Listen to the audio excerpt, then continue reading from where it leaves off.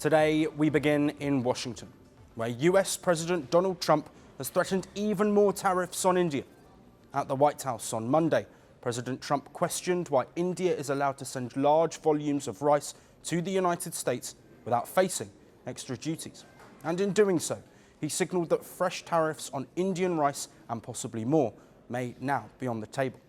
Speaking at a meeting, Trump said India should not be quote-unquote allowed to dump rice into the American market. Let's listen in. And India, tell me about India. Why is India allowed to do that? They have to pay tariffs. Do they have an exemption on rice? No, sir. We're still working on their trade deal. So yeah, but they should be dumping. I mean, I heard that from London. So you can't do that.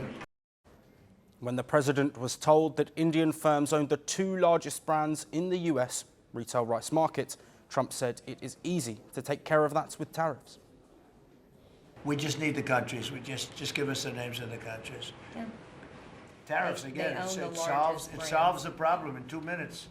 The comments came during a meeting where Trump unveiled a $12 billion support package for American farmers.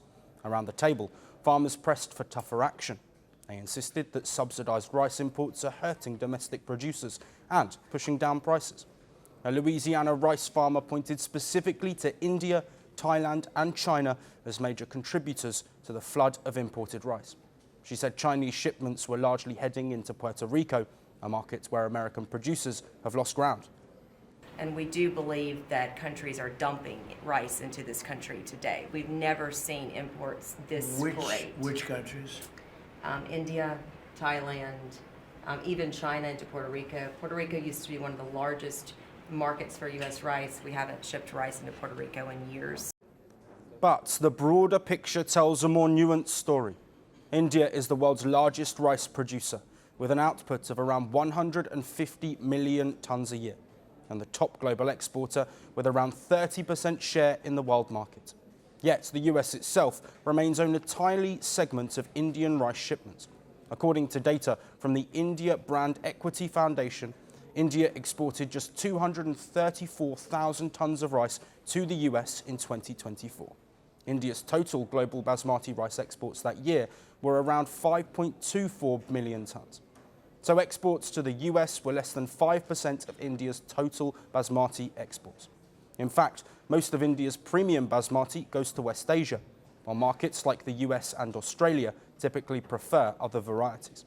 Still, tensions between the two countries aren't new. In August, President Trump imposed 50% tariffs on a range of Indian goods, citing India's trade barriers and continued purchase of Russian oil.